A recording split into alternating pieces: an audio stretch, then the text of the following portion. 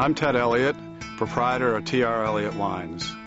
We specialize in making only Pinot Noir and only Pinot Noir from the Russian River Valley, where I have spent my entire winemaking career. In fact, the harvest that's coming up in 30 days, which will be the harvest of 2007, will mark my 30th vintage of making wine in Sonoma County. We're about to prepare winemaking notes for my 2005 Three Plumes. After that, we will taste my 2005 Cuesta, which we released several months ago, to see how it's developing in the bottle. Well, we're now in the fermentation and production room. Before we get started, I'd like to introduce my colleagues and friends in the wine business. On my right is Kirk Laka. He and I have been partners for 25 years in the wine business. He planted the Vine Hill Vineyard, which is the primary grape source for the first wine we're tasting, which is Three Plumes.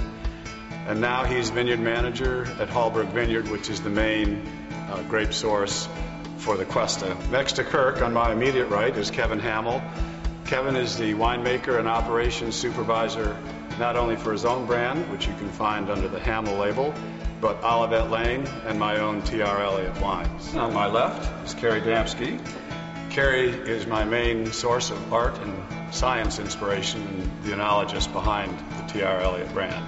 Finally, I'd like to introduce Barbara Hahn. She's a 20-year resident of Sonoma County, has had 2 restaurants in this county, and a boutique catering company before she launched her latest venture, which is consulting to small wineries like me in the pairing of fine wines and food. The first one that we're going to comment on is our Three Plumes, and we'll begin on my right with Kirk. On the palate, I really like it. Black cherry, nice mid palate, and a nice clean finish. Aromas that I got off the nose were a blackberry plum, kind of a fleshy, full in the nose, round finish. Kevin, what do you think? Very nice wine. It's actually got quite a bit of complexity. The color's beautiful, and on the palate, the wine is got typical, what I call typical 2005 structure. It's nice, refreshing acidity, and it's got the kind of backbone to develop well in bottle. I love the fruit that's coming off of this wine now. It's got some both a little bit of red raspberry and also some dark fruits in there, so it's got more complexity than it had last time we tasted this. What do you think, Gary?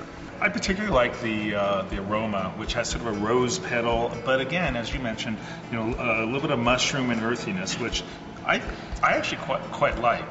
The wine has a lovely evolution, and then there's a real nice, pretty, sweet barrel in the background. Barbara, what do you think? The palate had light fruit. I also tasted almost like a slight orange peel. For me, this would be a really good food Pinot, and I mean, I could think of a perfect dish. I do a duck dish that has a star anise, and that star anise would really play off that licorice, and it has like orange peels in the marinade. Kirk, do you mind starting again with the 05 Cuesta? I really like the nose. It's a bigger, lusher nose than the other one was. And as far as the palate goes, I'm getting I call it vineyard dust. There's a little bit of a grittiness to it. The tannins are just really nice, soft, refined tannins. Getting a little vanilla, a little bit of plum. The Cuesta is bigger on the palate, more obvious ripe fruit, and it's also a very satisfying wine in a different style. I think both wines have a wonderful sense of sort of completeness, and I think you've achieved, 2 different stylistic wines. While they're different stylistically, they're clearly sister and brother. To me, it's a bigger wine, and because it's a bigger wine, it's one of the few Pinots that I can think that would hold up to like a classic tomato sauce. Especially what you said about the licorice, like a good spice in tomatoes is basil, and the basil just really complement this. So. Well, thank you for joining us today. I hope this gave you some insights in how we prepare our tasting notes for our wines and decide when to release them. I'd like to extend an invitation to each and every one of you to join me in wine country when you're next in Sonoma County.